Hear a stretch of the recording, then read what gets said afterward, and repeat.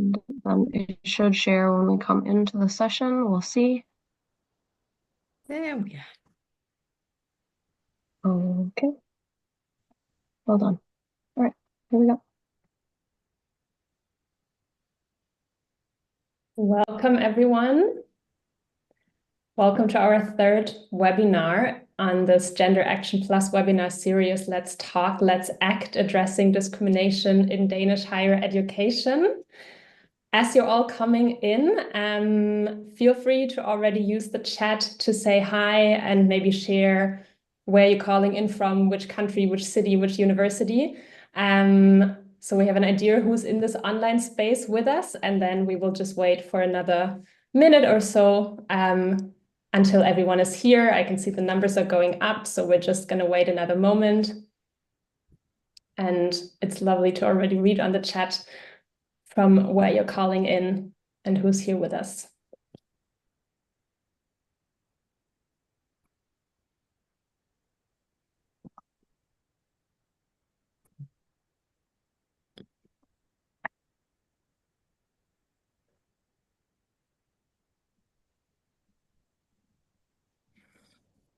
Welcome again to everyone who's just come in. We're going to start in a moment. And as you can see in the chat, you're super welcome to already put in which city, which country, which university you're dialing in from.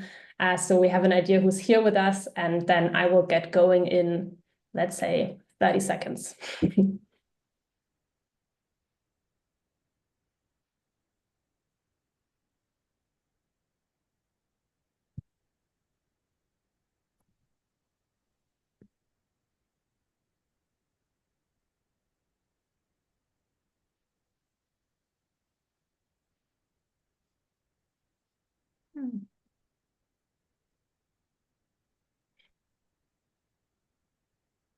Great. All right, I can see a lot of hi's and hellos in the chat. So also hi, hello, warm welcome from our side. Welcome to our third webinar on this Gender Action Plus webinar series, Let's Talk, Let's Act, Addressing Discrimination in Danish Higher Education. My name is Bontu Guschke. I am a researcher. I am also a facilitator and a consultant in the area of anti-discrimination in academia. Specifically, I did quite a lot of research on the intersection of different forms of discrimination in Danish universities, looking at it primarily from an anti-racist and queer feminist perspective. But I'm actually not here as a researcher today. I'm here with my moderator hat on. I will be moderating this webinar series and our webinar session today. I will be guiding us through it, and I'm very much looking forward to that. I'm here together with Molly Okina, and Molly is actually also here with a bit of a double role today, because on the one hand, Molly is part of the wonderful gender equality team at the University of Southern Denmark, which is organizing this webinar series. And on the other hand, Molly is also an expert on anti-queerness and anti-transness, which is the topic of our session today. So I'm actually also looking forward to having them on board today, not only as a co-host, but also to bring in some of your insights and perspectives, Molly, when we get to our discussion later today. But for now, can I also ask you to introduce yourself? Thanks so much for that, Bonto. Yeah, as Bonto said, I'm a diversity and inclusion special consultant here at the gender equality team at the University of Southern Denmark. But my background is in gender studies and social science, where I'm currently finishing my PhD in trans studies within the social science department at Roskilde University. So yes, while I'm primarily a practitioner these days, I have also worked and published on queer and trans inclusion in Denmark, primarily in socio-judicial, socio-medical spheres. But in my work in GET, I'm here together with my colleague, Leo Beisner Petersen, who is head of the gender equality team, Leo Knuwe. We are the project partners in the Gender Action Plus project, together with the Ministry of Higher Education and Science. So we're very excited to be here today and to be organizing this very timely webinar together with Bonto. Thank you. Thank you, Molly. And again, warm welcome from all three of us, Molly, Leo, and myself. And I also want to say welcome to our amazing speaker, Irina Schmitt. Welcome also to you. I will come back and introduce you in a moment. But I want to say a couple of words first on what actually brings us here today. And what brings us here today is that we want to speak about discrimination in higher education. That's an issue that is definitely very relevant in the context of academia. And at least since the Me Too movement started spreading into Danish academia in 2020, it's also more and more discussed. It has, of course, been a relevant topic long before that, and we hope that it continues to be a priority in Danish universities, but there's really been more and more engagement with this topic in the recent years. Indeed, just last year, the research institute VIVE published a report on sexism at Danish universities that was commissioned by the Ministry of Higher Education and Science. And the findings of this VIVA report show that scholars, and especially junior scholars, continuously experience sexist and also other intersectional forms of discrimination in Danish higher education institutions. And that's how this idea came about, to say we want to do a webinar series called Let's Talk, Let's Act, addressing discrimination in Danish higher education. As mentioned before, the webinar series is headed by the gender equality team at SDU, Leo and Molly, and it's part of the Danish National Impact Plan in the EU Gender Action Plus project. It's a project that maybe some of you have heard about before. It's an EU project consisting of partners from 22 EU member states that are working on the coordination of gender equality and inclusiveness objectives of the new ERA, the European Research Area. So really thinking broadly, but then also very specifically about how to foster equality and inclusion in higher education across the EU. And as part of that, we think it's very important that we talk specifically about discrimination in higher education, and that we do that from an intersectional perspective. And to do that, to talk about this topic from an intersectional perspective, we decided to set up a whole series consisting of 5 webinars. We already had 2 of them, and I know that some of you here in the room were with us for those 2 sessions, where we talked about racism and racist discrimination, and also sexism and gender inequalities. We are today focusing on anti-queerness and anti-transness.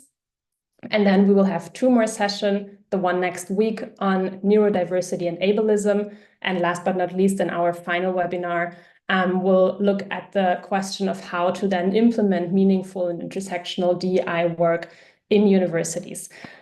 That's the overall plan that we have for the next weeks, but let's maybe zoom back in on our session today. We're very much looking forward to this session on anti-queerness and anti-transness in higher education. And I'm super happy to see that we're up to 50 people in this room right now with us. Thank you for everyone who's here. We're super happy to have you. And we wanted to share with you also what can you expect from today, and importantly, how can you contribute? In a moment, we'll start with giving our speaker, Irina, about 20 to 25 minutes for a brief input that we asked Irina to prepare relating to the theme of today's session. Directly after the input, you will have the chance to ask any content-related questions. So if there's any point that you want Irina to specify or to provide some more detail on, or if there was something you didn't fully understand, this is your chance to ask. And the way to do this is to just use the Q&A function that you find at the bottom of your screen. So please don't use the normal chat that you just used for saying hi. Don't use the raise hand function. The one that we'll be monitoring is the Q&A. That's where we will find your questions. After that initial round of questions, we will have time for a discussion with Irina. And as I already hinted at, Molly will also join in for this discussion to share some perspectives from their research and their work. I will be moderating this discussion, and I have quite a couple of questions prepared that I would love to discuss with the 2 of you, but nonetheless, also here, we want to have a chance to ask for you in the audience to ask questions and to contribute to the discussion. So again, also at this point, please feel free to use the Q&A function. We will try and see if we can already bring in some of your questions as we go along. And otherwise, we will definitely make sure that we dedicate some time to the Q&A towards the end of the discussion. So really feel free to share both during the presentation and then also later on during the discussion. One thing that we just want to make you aware of is that we do not tolerate any form of discrimination. So if there are any comments or questions that we perceive as discriminatory or hostile towards our speaker, we will not pass them on. But apart from that, we will do our best to answer as many questions as we can. Without further ado, I would then say, let me introduce our speaker, Dr. Irina Schmitt. Irina is joining us from Sweden. Irina is a lecturer in gender studies at Lund University, and Irina's research focuses on trans and queer feminist educational research with a focus on organizations where knowledge is produced and the national is inscribed, such as schools and colleges. Another field of interest is queer trans feminist pedagogies. And Irina is also a member of the employees network LGBTQLU, so maybe we will hear a bit about that as well. Together with Maya Saga, Irina is moreover the editor of the Swedish Journal of Gender Studies, which is one of the oldest and largest peer-reviewed journals in the Nordic region for current interdisciplinary research across the entire field of gender studies, and which is also the context in which I had the pleasure of meeting Irina for the first time in my role as an editor for the Danish journal Kvindeforskning, Women, Gender and Research. So I'm very happy that I get to be back in conversation with you today, Irina, and to hearing first of all your talk on mundane resistance to trans lives in academia and looking for hope in the cracks. Again, very warm welcome, and the floor is yours. And you're still muted, Irina. That's green mistake. But thank you so much for having me, Bonte, and thank you so much, Molly, for having me. This is really a pleasure, and I'm looking forward to all the questions and our conversations later on. We've been talking about what I will be preparing a little bit, and can you see the presentation now? Not yet. Not yet. Sorry, we're getting there. Me being slow. There we are. Right now. Yes. There we are. What I will be talking about, and maybe one of my misgivings is that I haven't done the research. I haven't done this research yet that I think would be so important to analyze more queer and specifically trans lives in academia. But I think I have some experiences that will hopefully create a conversation. So you know where you have me in terms of my knowledge base. I have done research with rainbow children. I have done research with teachers in school on queer educational justice work. I've analyzed policy. I have studied with young trans people in school in Sweden. I teach, and I've been part of the equity work at Lund University for quite a long time. At the moment, I'm taking a break. I think I was getting a bit tired of the things that don't happen. As you were saying, Bonte, I'm a member of our employees group LGBTQLU, and I will talk a little bit more about that later. And my pronoun is Irina.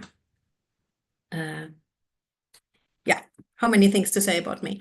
I've done, as you were saying, research in the intersection of gender, sexuality, and education in many ways. And this is not to brag, but this is just to show I've analyzed education in the context of school, but also I'm thinking about how we can form the field of trans and queer studies in Scandinavia and the Nordics, I guess.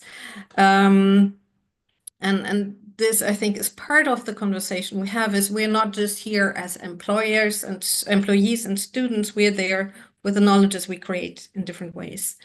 And it's interesting to look at what knowledges are possible to create in what kinds of settings, I guess. Yeah.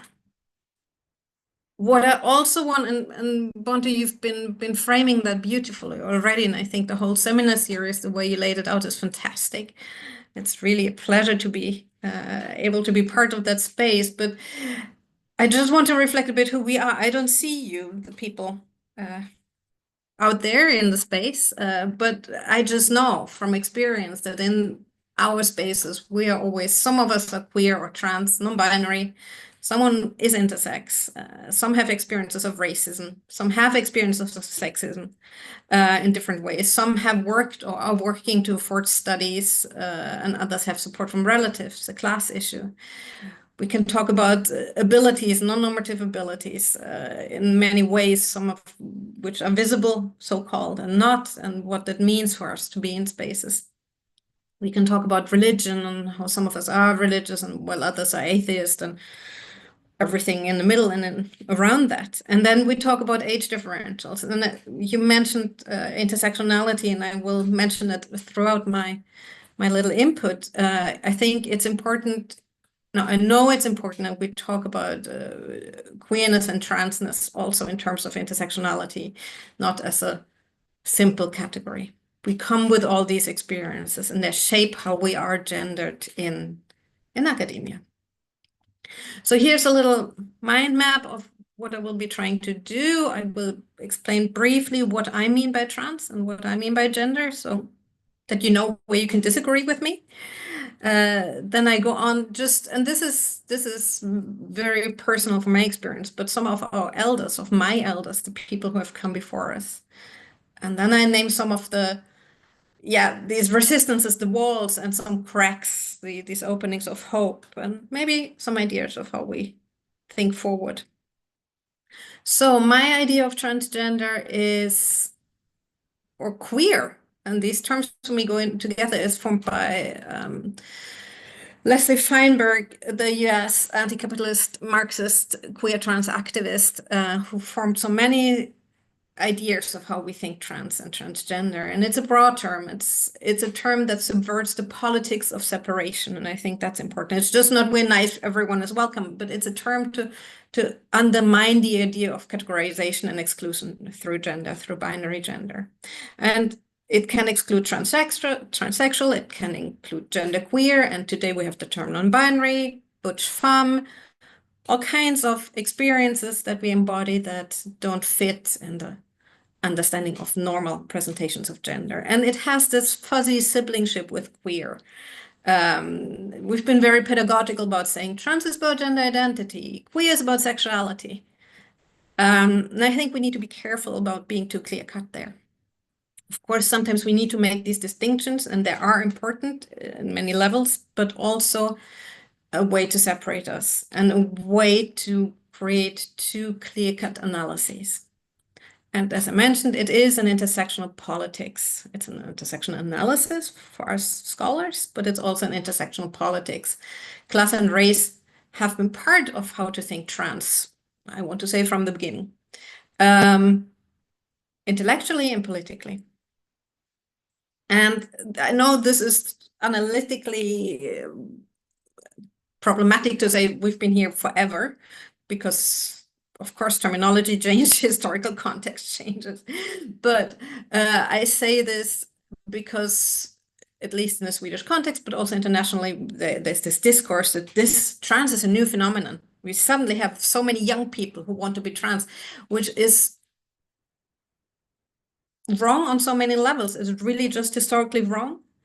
It's analytically wrong, incorrect. And we have to question the logic of adding on a new thing that we add on to gender analysis or gender equality. No. Trans, I want to argue, and others argue, is at the heart of gender analysis.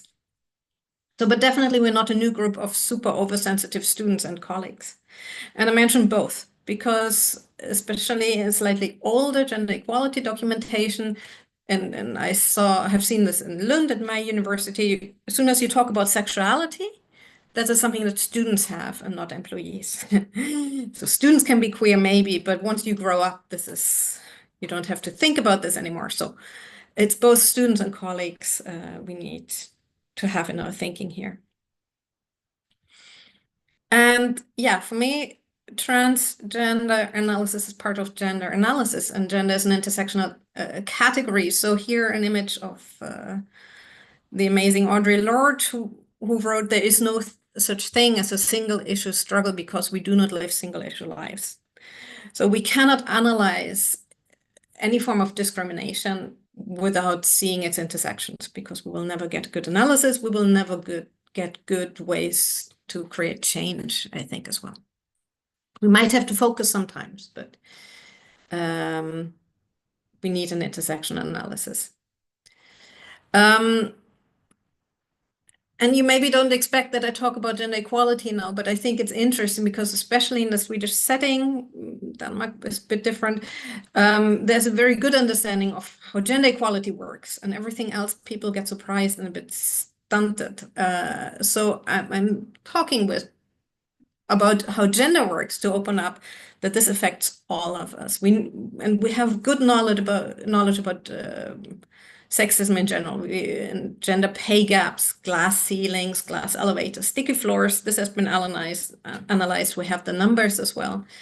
But as soon as we add the knowledge also in that gender is not only binary and it is intersectional, we can look further, and we can look at how gender structures or work, not only as queer and trans people, but in this broader group, how gender affects many of us. And then it makes sense also to include trans in the analysis of anti-discrimination academia. And one terminology that's been very helpful is Dean Spade's terminology of administrative violence, how the systems that we use in our everyday workings in academia can be so very violent. And I'll come back to an example, but at Lund, we use Canvas as the study platform, and there you cannot change your name because it's linked to LADOC and the National Registry.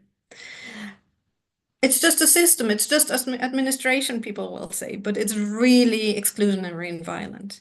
We can look at recruitment. Is it possible to click other when you apply for a job at a university? Who sits in the recruiting committees? What does that reflect? And then we need to think academia is a global market network. People come from societies where it's actually possible to have 3 legal sexes, isn't it? So how do people with a marker that's not male and female apply for jobs in a country such as Sweden, where you only have 2 legal sexes?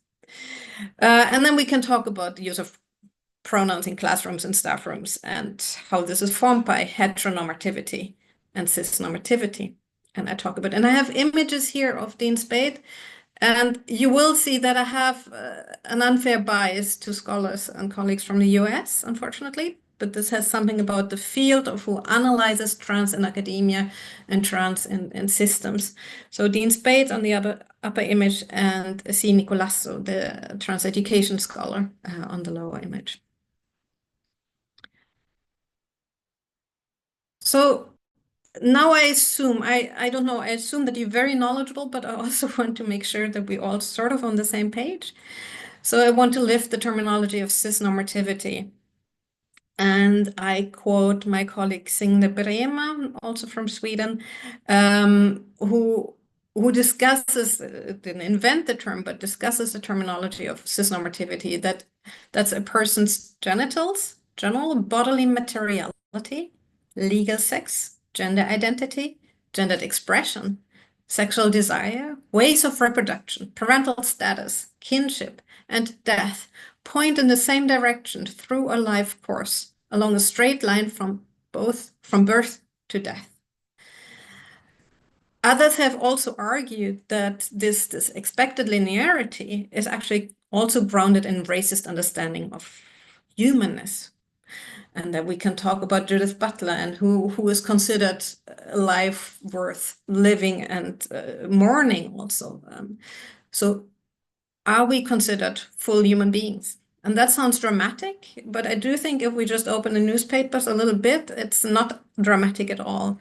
Some of us, and especially in the US, people are now fearing for their lives. So I think this analytical drama is just what we need to grapple the situation. But also, always we have internal norms, so to speak. Some of us may align themselves or may more easily be aligned with a nation state and the privileges that entails. We are implicated in different ways. I mean, I have a good position. I'm okay. I have privilege of whiteness and so on and so on. So it's important when we analyze our positions in our workspaces and in academia to also take that into account. Who of us is privileged in what ways, and where are the discrepancies? So again, slightly dramatizing, but important to say, it's not only legislation or policy or discussion that's specifically on trans and queerness that's about trans rights. Asylum rights are about trans rights. The work for peace is work for trans rights, because in war situations, it's much even harder to protect yourself and take care of yourself. So any work against oppression is work for trans lives as well, if it's done properly. If it's not done in this idea that we protect some and let the others suffer. But I think that's really important, that trans rights and anti-trans discrimination can also happen on another level. Who has access to academia? How high are the fees? And so on and so on. Class is an important issue as well. So this has been one of my issues of contentment, maybe, but in the vein of what I was saying earlier, this is not a new phenomenon. We are not a new category. I think it's important to name some of the people who've been here before us, and we have really strong shoulders we're standing on, and maybe also in times when we feel this is very challenging to understand. People have been there before us. And yeah, I'm leaning to the Anglo world, and this is, again, this is very subjective. This is not a mapping, but some of my elders, in a way, people, I'm not related to these people, I'm not even close friends with these people, but people I've learned from, absolutely Sandy Stone, one of the first intellectuals publishing on transness, and Susan Stryker, Jack Halberstam, Raewyn Connell, the Australian sociologist, and Judith Butler, of course. Where would our thinking be without them today? More personally, no, let me go to this. I'll come to the personal in a second. An important issue, and I think we will need to take strength from that even in the future, is that you don't need to be an academic to be an intellectual. And we have a number of organic intellectuals, again, as our elders, that have been trailblazing or opening path and opening door for so many of us. So I mentioned Leslie Feinberg before, Kate Bornstein, who has been so influential, or Ricky Wilchens as well, helping us with an understanding of gender queerness.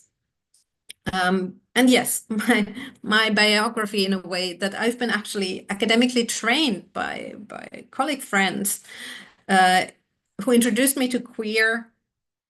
That was also trans studies. For me, queer studies have always been trans studies from the get-go. This is how I learned it, and these are the German scholars Adrian de Silva and Josh Hoernes. Both are not with us anymore, also telling us something about trans lives, but they have been very influential and are still very influential. But also something about the Europe where we're at now, that's formed by the times not so long ago. And I just know in the early 2000s, there was a group of queer scholars of color who had to leave Germany because no positions were available. So when we talk about academia again, who is in and who doesn't get through those doors, you see the variations that I'm pointing at. But we also need to think about all the networks that actually exist. Yes, we need to talk about the discrimination, but also we have networks, and there is a lively, if very unorganized, transgender studies network in the Nordic context. We don't have, we're not an organization. We are people who organize things. And we've been around since 2009. That's quite some time. And we do conferences, we go to conferences, we organize symposia, we connect in different ways. Then we have university networks, both for students, but also for employees. And yeah, I'm a member of LGBTQIA, and we join the welcome days, we do afterworks. Sometimes we do International Day Against Homophobia, Transphobia, Biphobia. Yeah. Also something I could talk a lot about that, the work we do, the diversity work we do by just being there, but also by organizing these things. And sometimes I think, oh, we should be doing so much more. But organizing after works can be exactly what's needed, that we meet and talk with each other. Because this is always unwaged effective labor. And I refer to Sarah Matt, I refer to Hilma Latino. The work we do by reminding people of pronouns or making sure that classrooms are accessible for students and so on. But again, some of us have wide open doors and others have to struggle much more. And I want to mention some more of these mundane resistances and hope in the cracks. And being an academic, I will refer to research, of course. As a setting, I want to refer to Butler's most recent book on gender and gender studies. And I just have to move this. And they write, those who make allegations about indoctrinations do not simply refuse to see what actually happens in educational environments. They know that developing autonomous judgment is an educational goal, and they fear the potential, that freedom to think, more than they fear indoctrination.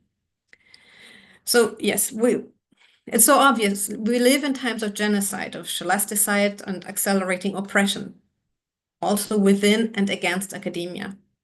And it is our responsibility to act, and I don't think I over-dramatize. What we see in the US and in other places where universities are defunded for doing gender equality and other equality work.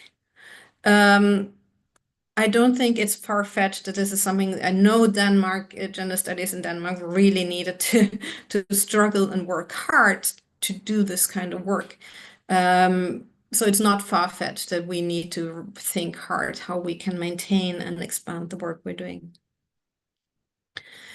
And I just want to come back to that, what I was saying earlier, why I drag in gender equality, because I do think it's helpful, not only strategic, but also analytically helpful to think that gender equality and the work for trans lives in academia go hand in hand. That's not an additional thing. It belongs together, because the ground we're working with, or the material we're working with, is gender. And I do think we need to resist the splitting of, oh, this is work for women and this is work for trans people. Trans women are women, and so on and so on. So it is important that we don't split up that field, but rather fight for or work for seeing this as one kind of work.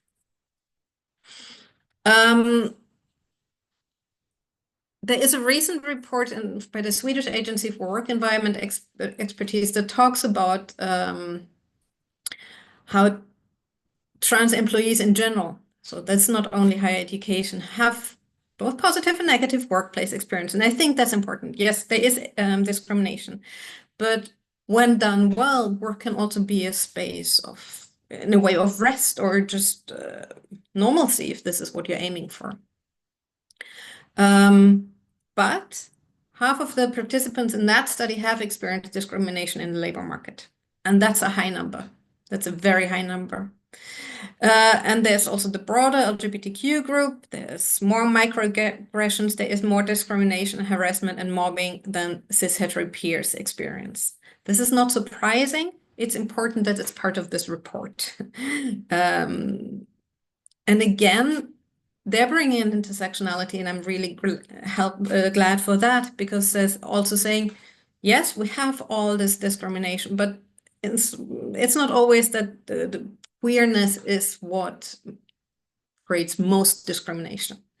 This is not to play group against each other, but to also see the larger context. An older study by the Organization for LGBTQ Students in Sweden, so 10 years ago, analyzes not least classroom situations, so the student experiences, and analyzes both cis and heteronormativity. And it's rather disheartening, actually. I mean, it's 10 years ago. I hope things have changed. I haven't seen a new report.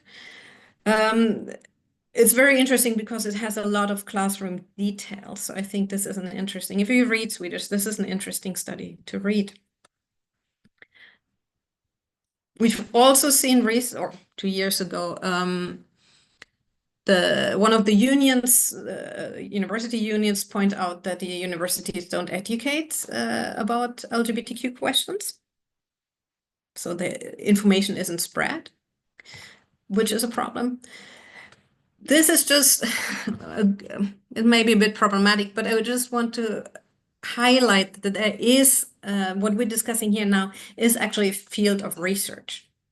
So doing this research is also a form of resistance. So I just want to mention some of these studies for you to look at, and if you're interested to pick up. Most recently, Benato and colleagues in the UK, I think this is a really interesting thing to look at because the use looking at non-binary experiences in higher education. I'm looking forward to the Swedish colleagues, Toby Åtland's research on trans inclusion and gender equality work. So this is a PhD scholar. More than 10 years ago, Kerstin Sandell did a study with homosexual academics and pointed out the conditional access and success. People were actually quite successful, but discussed how they had to navigate and how they needed to adapt in order to be able to be in academia. And the other are different forms of report on trans experiences in the Swedish setting. This is Irina being annoyed, but I just want to mention it because I've mentioned I wanted to do actually research on this field, and a colleague and I have applied for 7 times to study in different theoretical framing trans in academia. And we've not gotten funding. And I do understand that this is part of our life in academia. And maybe we were a bit before our times, but it is interesting for me to see that this was not considered worth funding. On the other hand, I am here and we're talking. So, I mean, I'm not silenced. But yeah, it's interesting to look at. And I mentioned earlier that there is interesting research done in the UK, where they also argue, which is good for us as teachers to take into account. The number of non-binary students doubles visibly, they argue, in the UK setting. And I do think we see that in our classrooms as well. But they also discuss how trans and non-binary students often consider withdrawing from university, even if university also can be a space of exploration and, yeah, a good space, but that there's a lot of consideration if this is a place where people can stay.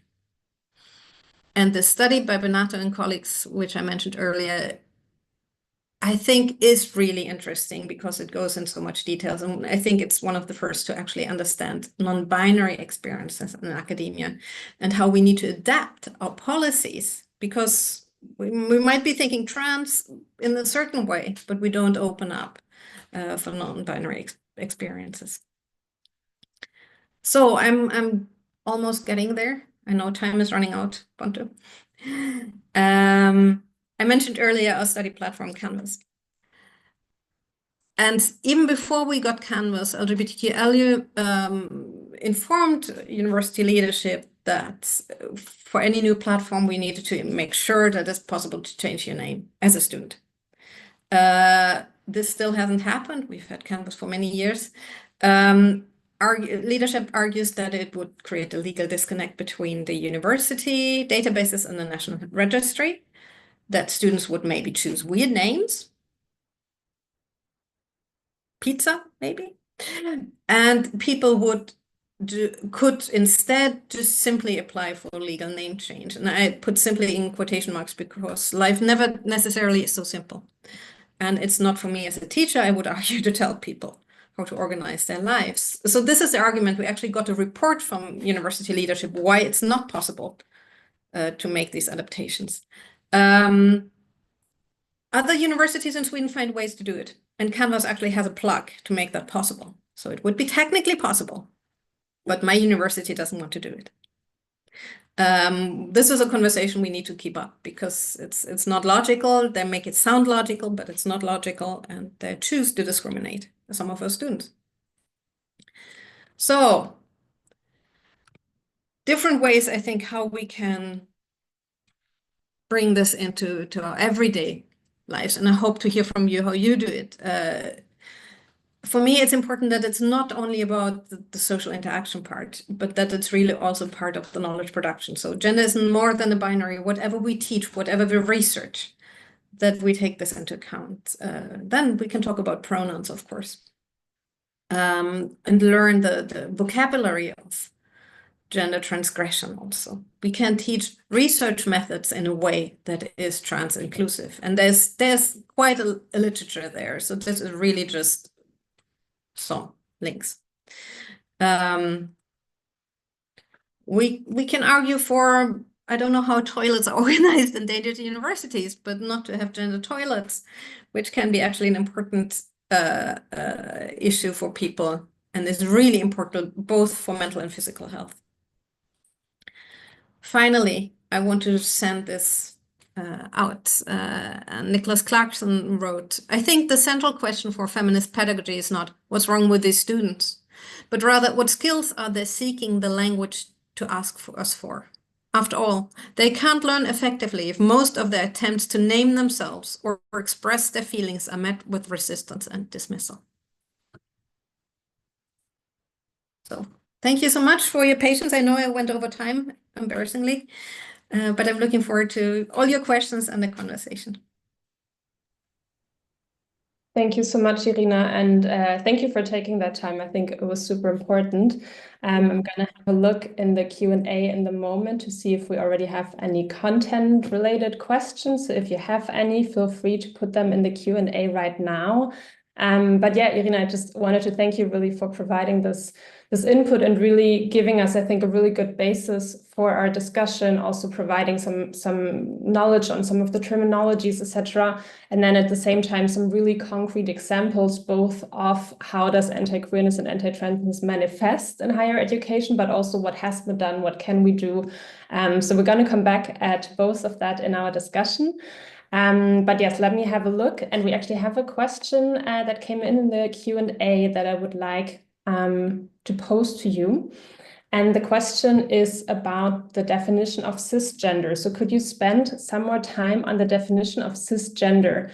It feels like a very narrow category, maybe too much. Is a person who decides to be non-monogamous then not cisgender? Is a heterosexual person who decides to not get married or have kids also not cisgender? Or have I misunderstood the quote? So could you say a bit more about that category and maybe generally the ideas of categories from a queer perspective? Thank you so much for bringing that up, because I think that that's not only me. One of the references I have early on is Finn Enke's discussion of cis as a terminology and its problems. And it's again, it might be helpful to say we have cis and we have trans and this is so separate.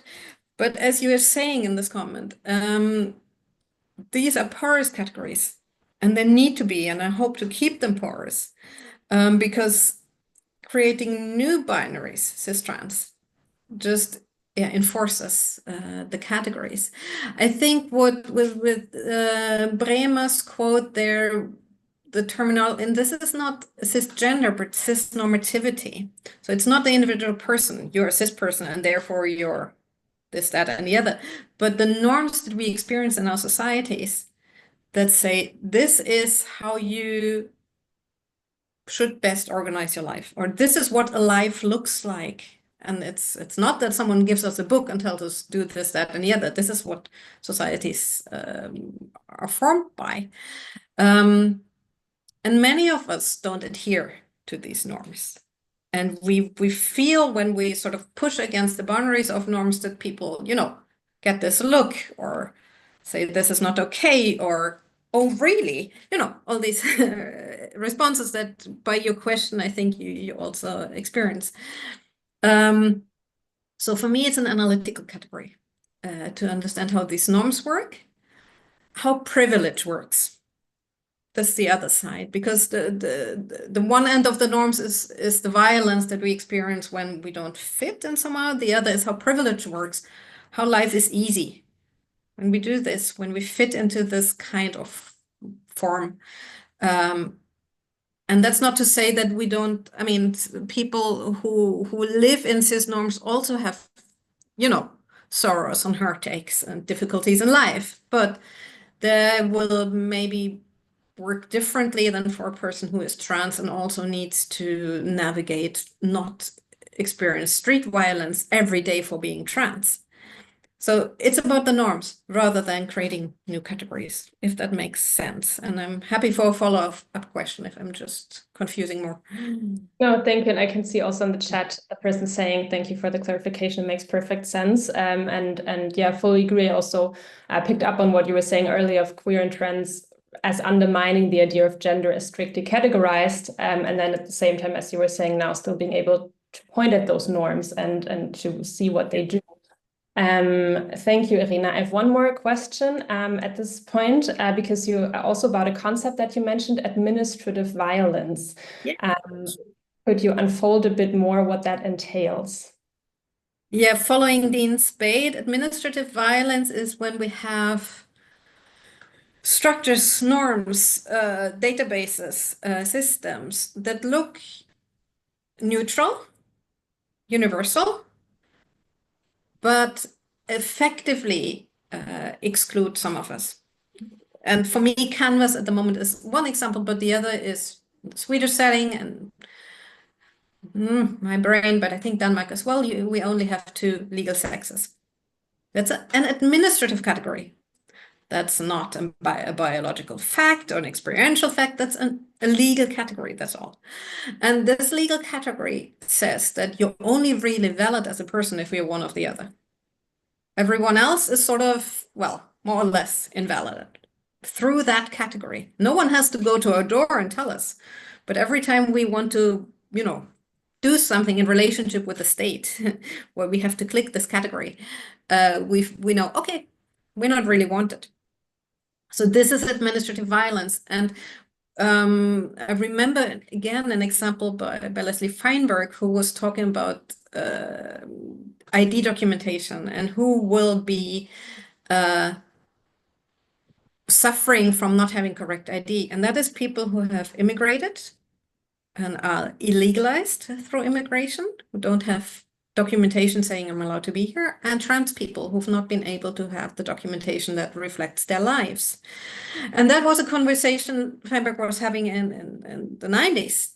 Looking at the US today, we have a number of people who are legalized exactly on these accounts. And that means every time you cross a red light and the police picks you up, you drive in your car and the police wants to see your driver's license. You want to travel. You want to register at a university.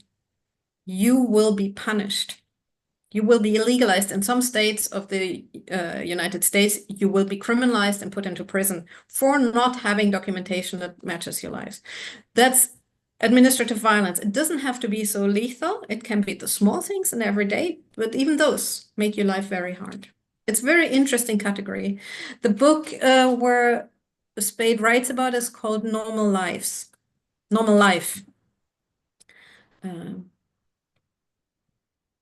Thank you. Thank you for clarifying on that.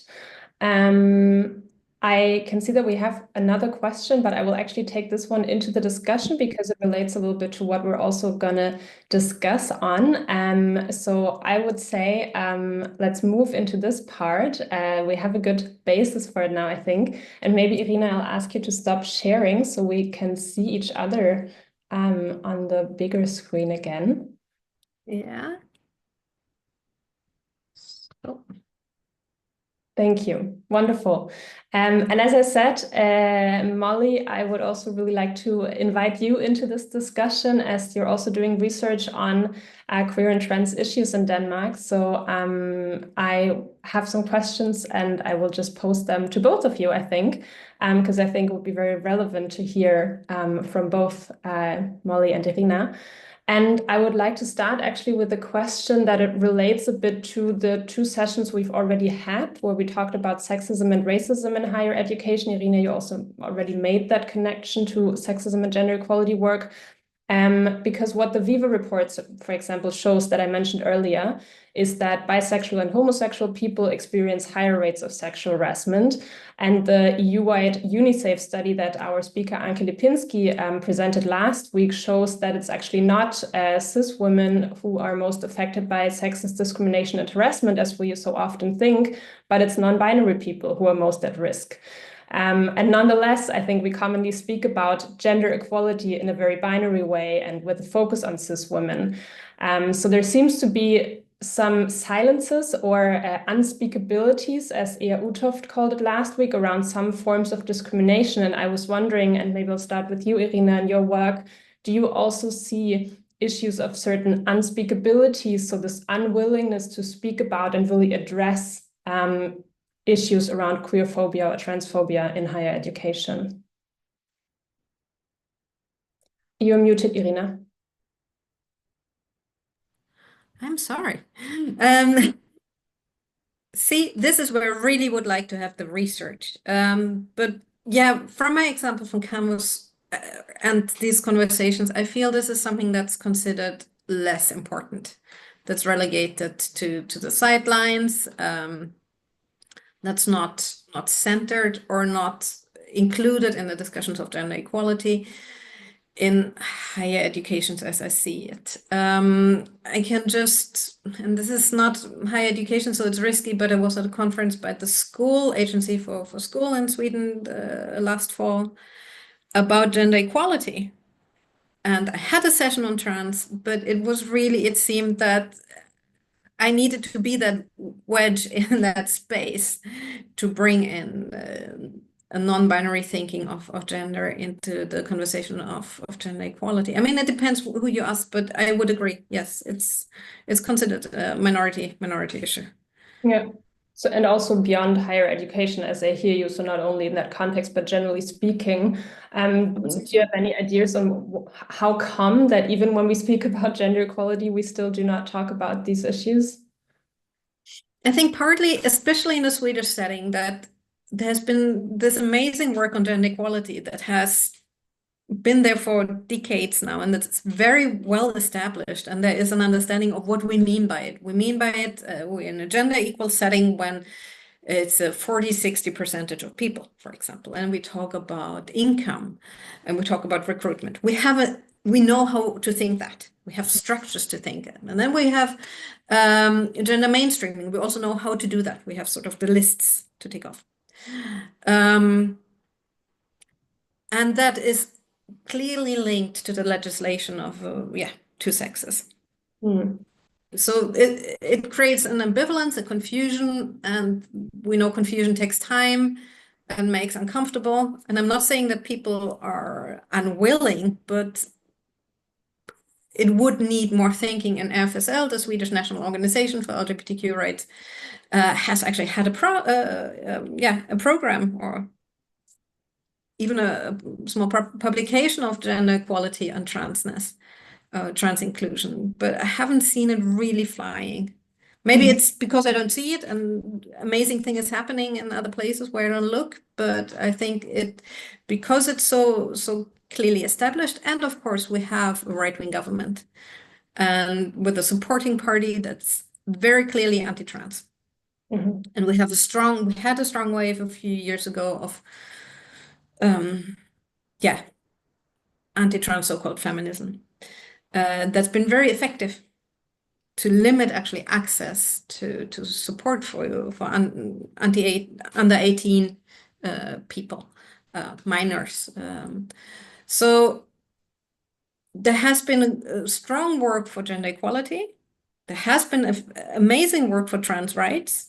We have a situation where the political setting is not hopeful. So we fall back on the structures that exist and feel safe, sort of us. The minimal. We do the minimum. We don't rock the boat too much and so on. But I do think we really need to rock the boat tremendously at the moment. And I think that also reminds me now again of what you said about administrative violence, in that sense of the categories that we have, that we use, make it possible or not possible, or easier or less more or less secure, or with a feeling of feeling secure to talk about some issues and not others. So it also kind of influences what we feel comfortable speaking about. Molly, I know that you're doing this work in the Danish context. Do you see similarities here? Do you maybe even see some things in the Danish or across the Nordic context that play into that unspeakability? Yeah, thanks so much for the question, Bonto. I think I see two things in the question about gender equality, and relating to speakability. I think that the first has to do with histories in feminist activism about trans exclusion, which Irina also kind of spoke about, of these binary categories of cis and trans, these binary categories of women and women born women only categories, like that a lot of trans exclusionary feminists advocate for, has created this kind of tension between feminist politics and trans politics, and uh, not leaving as much space for trans feminist meetings. So I think that sometimes when people hear gender equality, unless it's somehow marked explicitly as from an intersectional perspective, as from a LGBTQIA inclusive perspective, I think that that signals for some people an inherently cis hetero perspective. And I would actually also say quite frequently, it's especially in gender equality work, it's also very white, it's also very classist, it's also especially aimed at people that already have permanent positions, and less of early career researchers, less students. And so like this tension, I think, is really difficult in terms of gender equality. I think the other thing, I know that we have a lot of participants here that are also outside the Nordic context, and I'm American. So one of the things that I thought and spoke about a lot when I started being active in organizing feminist spaces, I talked about with some of my dear international colleagues. Unfortunately, one has recently passed away. But we used to joke about how unicorns don't dance on rainbows in Denmark, because this is the cultural perception that we have, that Denmark is this post-feminist, Nordic exceptionalist space. I would also draw in Mika Niblin Peterson's work on homo nationalism, and that all of these cultural understandings are very strong here in Denmark. So it's an understanding that queerphobia or transphobia don't happen here, they happen over there. And over there being, for example, when I came as an American then PhD student, of talking about why we need to talk about trans inclusion in Denmark, I was so often met with the discourse of, yes, but that happens over there, that doesn't happen here. So it probably took me over a year into my PhD of trying to convert some of those conversations, as at the same time, I kind of like Irina with your genealogy was also at the same time pulling on a very strong tradition of amazing trans feminist scholars coming out of the US, and learning instead to really pull on the amazing trans thinkers that have been in the Nordic context. But that this happened here and not over there, I think is really really difficult, because as I read about also in my dissertation, Tobias Raun talks about Denmark as this trans paradise, how sometimes this exact narrative gets in the way, that it becomes difficult to discuss discrimination, let alone start to address this discrimination, because you have to first build a platform that, yes, this happens here, and yes, my experience of discrimination is true, and it is also structural, and it is not just a one-off, or it is not just a joke, or of like the everyday transphobia that also people face. So I think that I see these two things operating simultaneously that are really difficult, I think. Yeah, and thank you for bringing that in. I also again see like a connection with what we talked about in the session on racism, the first one we had, where we also talked exactly about this issue of saying, oh, racism, that is something that happens in the US over there, not here in Denmark, not here in Scandinavia and the Nordics. And as you were saying, Irina, it's all of these mechanisms that create or that make it really difficult to talk about it, because if we then bring up there is anti-queerness, anti-transness, racism, it's breaking with that narrative, with that strong narrative we've formed of this does not exist here. And that is then insecurity provoking, I think, often for people to admit to.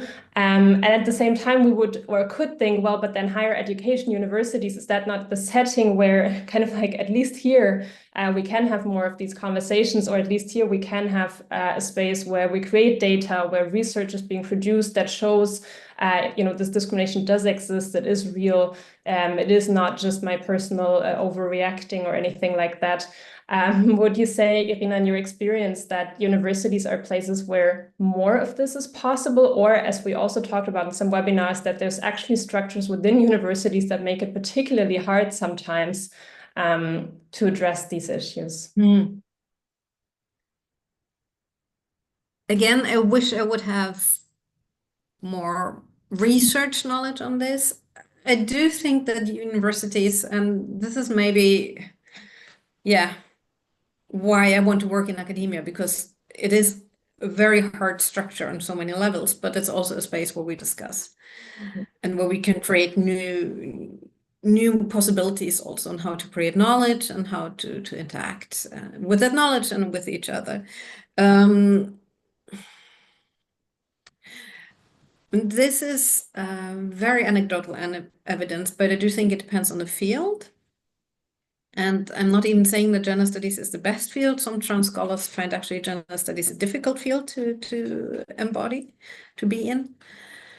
So it depends on the field and the contexts.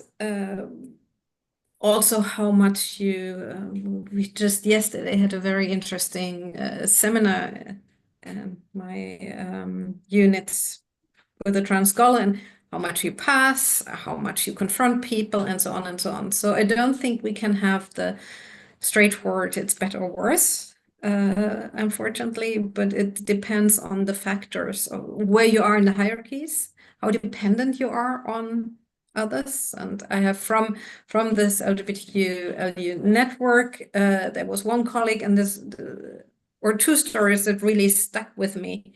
One was a more senior gay colleague, professor, very established, successful, and well-liked.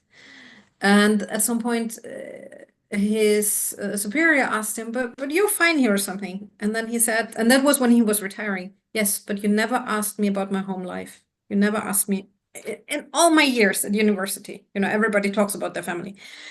So his way of being in academia was to not bring this in, not make others, not confront others. And the other is a colleague who, during their PhD time, constantly was misgendered by their supervisor throughout the whole PhD time. And for a PhD, this is not easy, but I wanted to bring both examples. It's possible to be successful. It's possible to make a life, but also you need to make these adaptations all the time. It's a privileged life in many ways, but it demands work to be there.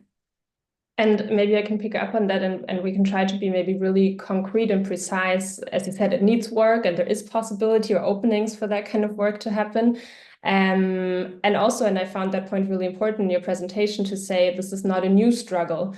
Queer and trans people have always been there, and queer and trans people have always fought for these issues, despite difficulties, despite the problems. So maybe a bit more on this question of what can be done, what is already been done on anti-queerness and anti-transness, against anti-queerness and anti-transness in higher education.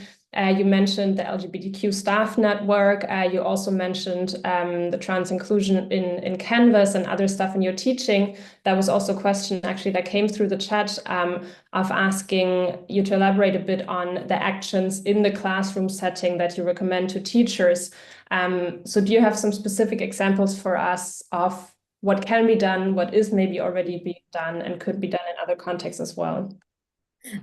I mean, one thing I want to say, in the Swedish setting, we have policy that's very clear on this. We're not allowed to discriminate against, in an educational setting, against students on grounds of their gender.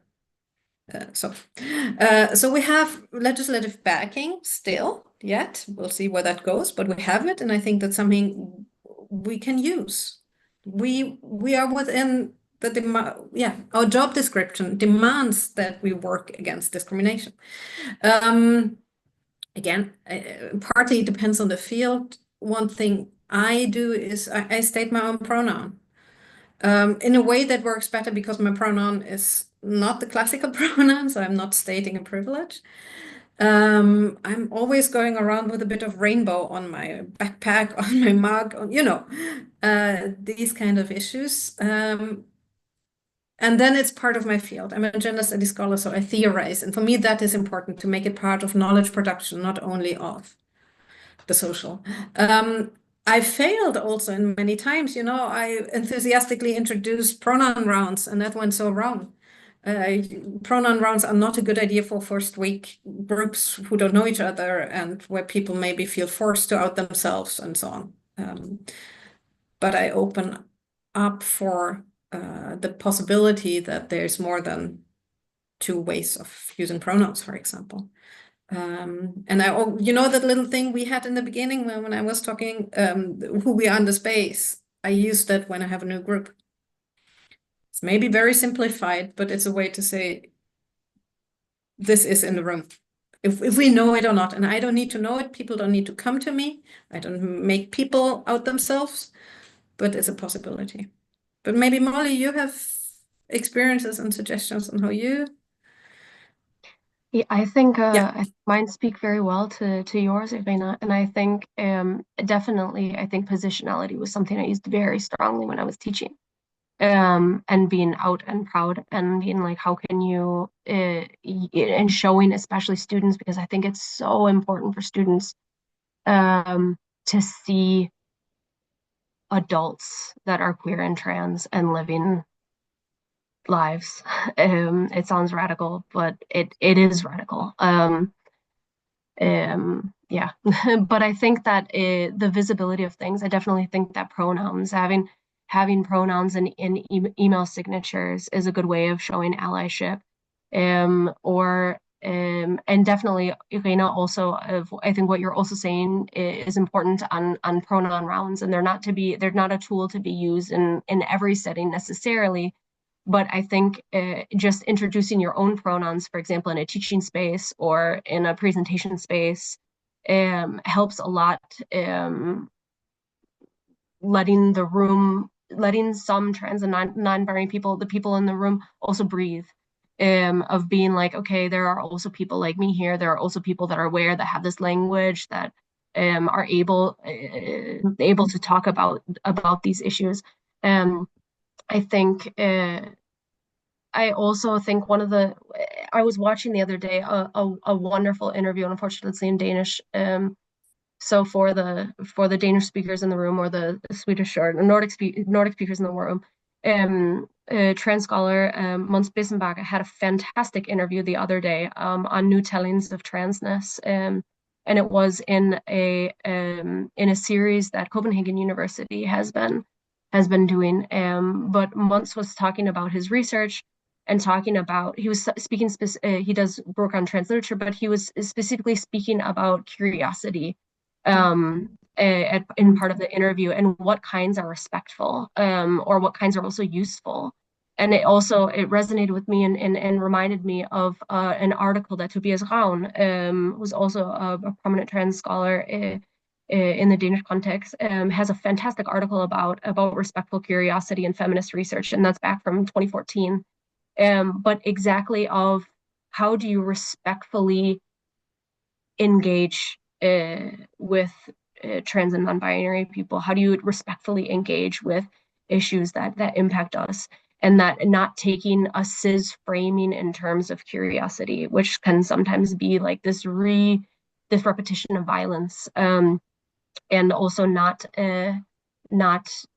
fitting not appropriate to be asking in workplaces, not appropriate to be asking students.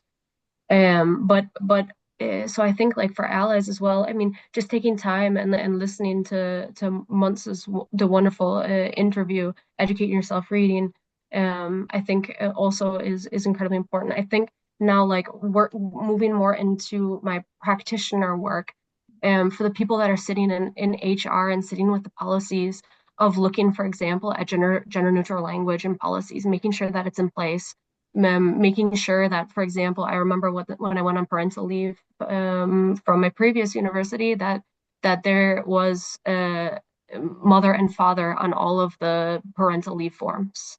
And so not fitting for people that are trans, non-binary, also not fitting for people that are queer, also not fitting for single parents, for parents that also might have more caregivers, more parents than two.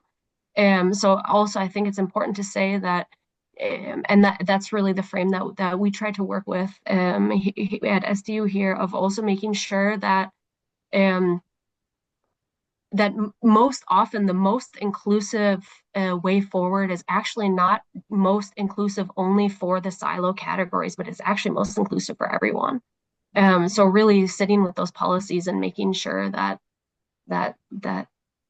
those are also written correctly, I think is a huge help. Yeah, thank you so much, Molly, for sharing. Yeah, so generously from like all these different perspectives of what can people do as allies in teaching, in HR, working with policies. There's so many aspects. I would like to bring in a question from the Q&A. And again, to our audience, feel free to drop in your questions there and I'll bring them in. And this one, I think, relates quite well to this idea of how's this work done in academia. I'll read it out to make sure I capture it fully. So this person says, hi, first off, thank you very much for this talk and for this webinar. As mentioned during the talk and the discussion, queer experiences are particularly invisibilized and smoothed out into easy packageable, PR-friendly narratives within the context of higher education.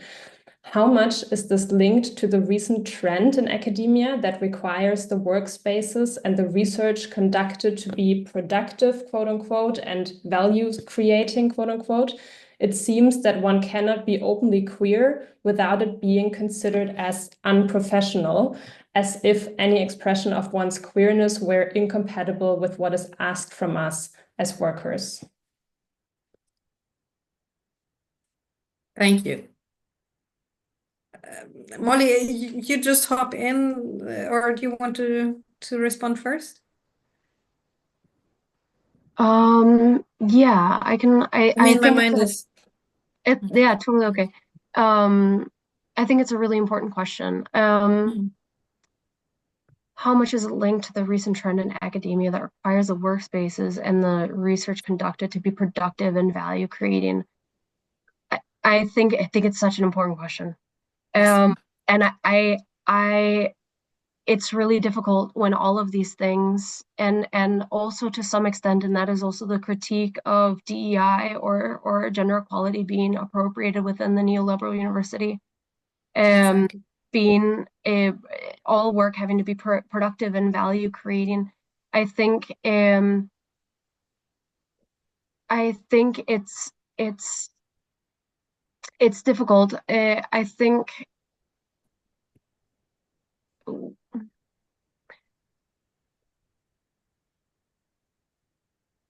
I think that there's some aspect of this that also is relating to the kind of, you're pointing into the question of also having to smooth things over and kind of the palatability, that discrimination is also that talking about discrimination is being asked to do. So I'm also thinking about Sarah Ahmed's work on complaint, and thinking about the ways that when complaining or when naming a problem, we're also so oftenly being named as the problem in that. And I think it's really it's this difficult line, right? Because you're wanting to talk about issues, wanting to talk about lived experience, the discrimination that you face, and if it's not heard, and I'm saying emphasis on the hearing process of, if it's not heard in a way that is palatable. Sometimes it is, and many times it is dismissed as being unprofessional complaint or not productive complaint, which I think is really problematic. So I think that we need to also be talking about ways of listening and also talking about what is productive or what is value creating. Because I think that there is also a connection between some of these themes. Yeah. I don't know. I Thank hope you. that somehow made sense. Irina, maybe you can supplement. I really agree. I mean, this whole conversation of two ways. How can we produce knowledge when we always need to know in advance what kind of value will be created? This is not knowledge production, this is something else. In all fields. I mean, we want to contribute to society, all of us do, but sometimes we need to be able to ask questions without knowing the answer.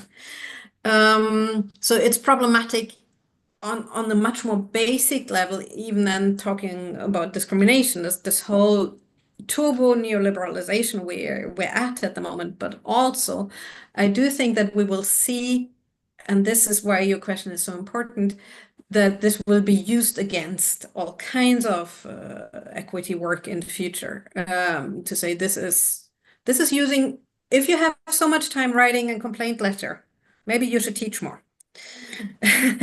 Maybe you should write one more report or whatever it is. It will be used strategically. But maybe this is also not only, but one reason why I think it's important that we not only focus on the social interaction part, right pronouns, this is important, but focus on the knowledge production. We need to be able to produce knowledge, and that can be in STEM, that can be in literature and social science, but that is relevant for our societies. And knowledge cannot be relevant for all societies if it only reflects part of the population. And queerness, transness is one part of it. Definitely the issue of racism, racialization, the white university, exclusions based on ability. And I'm reminded of a TED talk by Canadian spoken word artist Ivan Coyote. We need to look at who, and I misquote now, but they're saying we need to look at what university actually does and who university actually is there for. And if we agree that it's only for a certain group of white cis people who with certain abilities, then we need to stop calling it a public place. Okay, then there's a university for white people with a certain ability. Let's call it that. But as soon as these are public universities, not only do they need to be open to us as employees and students, but also they need to reflect our societies and prepare our societies for the futures to come also. And that means to be creative in thinking how we can live together. It also made me think, and this relates to what you're saying, Irina, of this question of who is expected to be there, which I think is so often like a question underlying forms of inclusion and exclusion. So who is expected to be at a university? And this question was saying, it seems like the expression of one's queerness is incompatible with what is asked from us as workers. Which shows like this normative understanding of, well, who is expected to be there as a worker, as an academic, as a researcher, as an administrative worker, as a student, and how somehow that doesn't fit together with the idea of a queer person, a trans person, in other contexts, a Black person, a person with disability, so many other aspects. And that maybe links to one other question that we also had, which was referring back to, Molly, what you mentioned about these forms and forms exclusively referring to mother, father. And I think it's important that we also take the space to really understand why is this, for example, exclusionary? Someone was asking, can you explain this in more detail? Should we then only refer to parents? So would you mind just saying a couple of words more on that, why it is, I would say, also a form of administrative violence when these things happen? Yeah, for sure. On the given form that I was handed, it said the Danish word for birthing parent, fødende, but that it was with it was like birthing mother. I'm pretty sure it was mother was in the term because it was talking about the person to take parental leave right away. So here you're also assuming that every person that is birthing identifies as a woman, identifies as a mother, which there's many transmasculine, trans men, non-binary people like myself that don't identify with that term, and then having the father be the second person on the form, assuming that then the father is the one taking the second part of the parental leave, is also assuming it's having these heteronormative ideas of what kind of partners people have at home, and also implicitly also assuming monogamy. So that there's one partner, that partner is a man when the person birthing is a woman. So instead, I think it's much more, and it's also to say that there's also people that are doing adoption and also need adoption parental leave forms, and that doesn't, the birthing part doesn't apply, right? And so again, of like how to make this most inclusive to everybody that's not just a cis heteronormative framing would be exactly to talk about parental leave, and then parent one or parent two. And now also in Denmark, we are recognizing more parents than two. So again, of also making sure that language is also reflected in policy. And I think, thank you so much for following up and having me clarify of what I meant by that. And I think what's important about that, for a lot of people, it might seem like a small thing. And Irina, you also talked you had a wonderful part in one of your slides somewhere of also the oversensitive students and colleagues. And I want to again, Ubuntu, I think it was a really good. I can see also tying in some of the conversations that we had in the first webinar with Irina Schmitt, how she was also talking about how universities orient towards certain bodies more than others, and like this is a manifestation of that within queer trans frameworks, right? And also thinking through the ways, Irina, you also referred to Hill Malentino's wonderful work talking about effective labor. We also have, in the Danish context, we have Tess Gilgaard that has talked about minority tax and what that does for academics, and especially also junior academics. But of all of this unpaid effective labor that people are doing, and that it has repercussions. It has repercussions on people's careers because they're doing this kind of effective work on the side of trying to do they have the energy that day to engage with the HR person and say, okay, can we do these forms differently, where if you fit in the boxes of being mom and dad, you don't think about it, and you definitely aren't also spending time emailing back and forth or educating HR, even really well-meaning, wanting to learn HR people, of being okay, but it is a form of extra labor that minoritized of people are doing in the spare time. And in research careers, this can be a make or break thing. We also see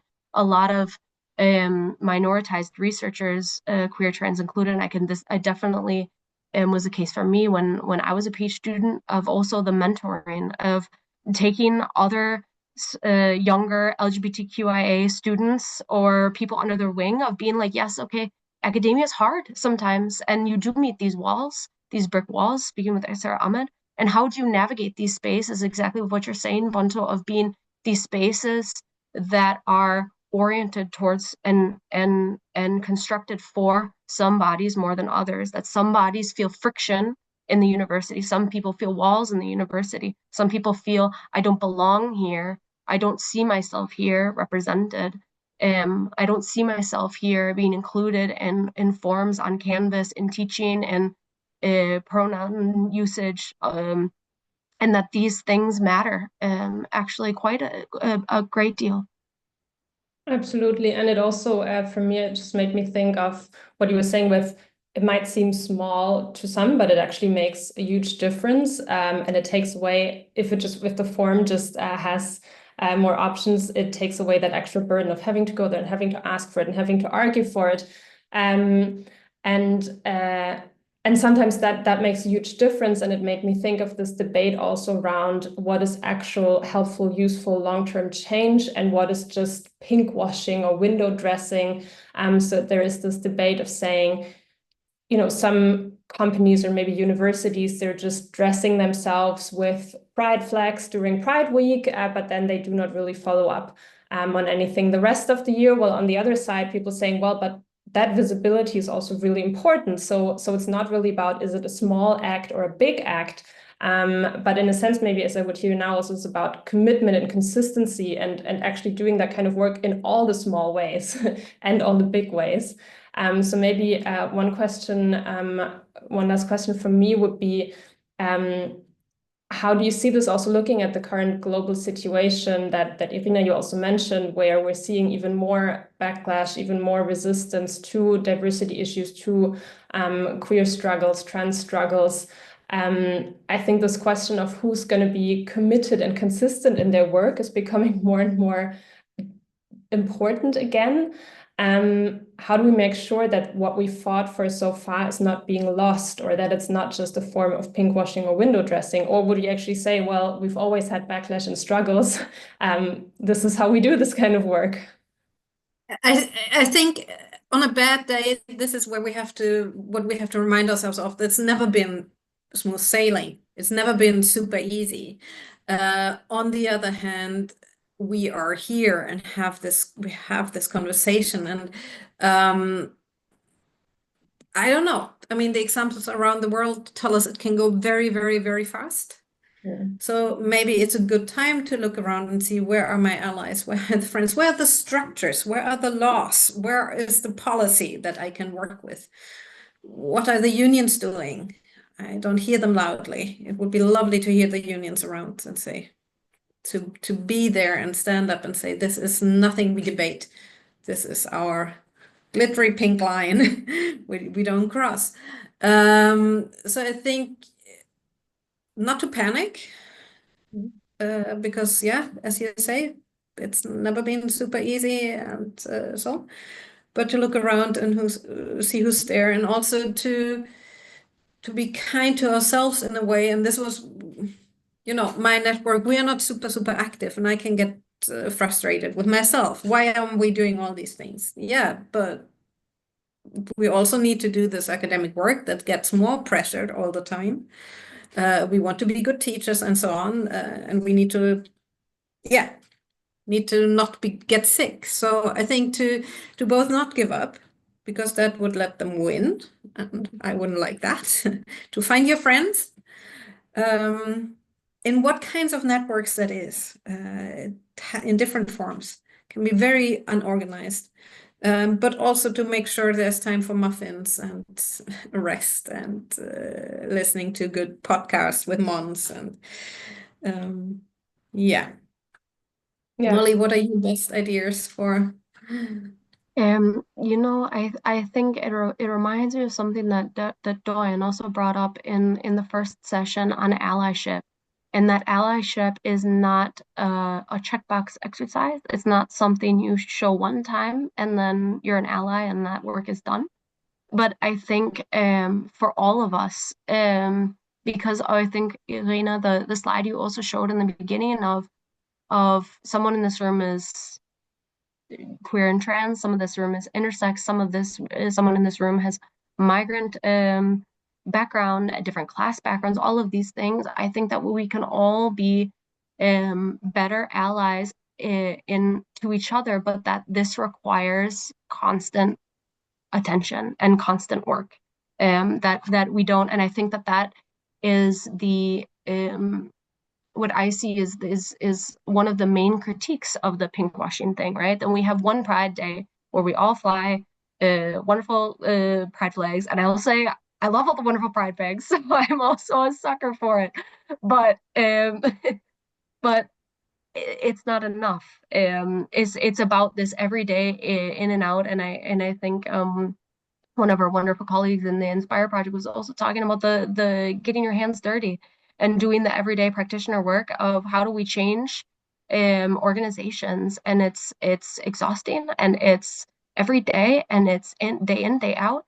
And I think that all of us from our different positions, both as researchers, as admin, as gender diversity, equality, inclusion consultants, as HR. I think if everybody has this attitude that we're going to continually push for more inclusive and better organizations for everybody, I think that that's how you get away from the pinkwashing and towards sustaining and deepening long-term inclusion and in intersectional inclusion, right? So we're talking about across identity categories and making sure that our coalitions are inclusive and intersectional.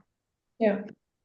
Thank you so much, both of you, and bringing that together, doing that continuous work, but then also doing it, in a way that is joyful. Sometimes we're allowed to also enjoy that kind of work. And I really want to say I truly enjoyed this conversation with you.